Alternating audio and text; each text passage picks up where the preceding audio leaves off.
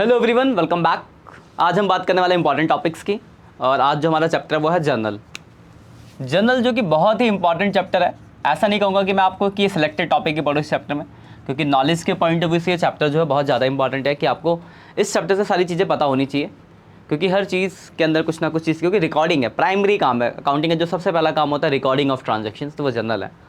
तो आपको हर एक एंट्री आनी चाहिए, बट बेसिकली मोटा मोटा बताता हूँ कि अगर आप एग्जाम के लिए तैयारी करो तो इन बातों को ध्यान रखना।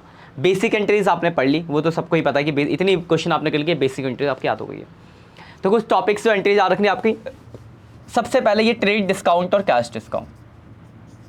ये मैं इसको इसलिए स्पेशली अलग से लिख रहा हूँ क्योंकि इसके बुक में क्वेश्चंस कम है, तो बच्चे ज़्यादा ध्यान नहीं देते। तो ट्रेड डिस्काउंट कैश डिस्काउंट के टॉपिक पे नज़र मार लेना।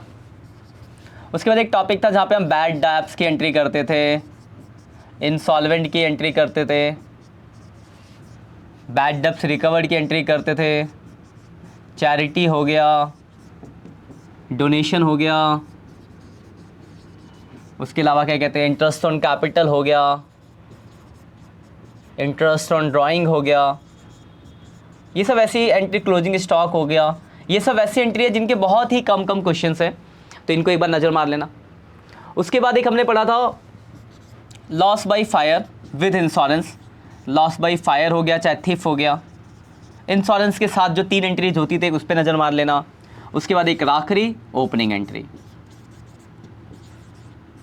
इन पे और कुछ बैंकिंग एंट्रीज है, जैसे चेक डिसऑनर हो गया, बैंकिंग एंट्रीज।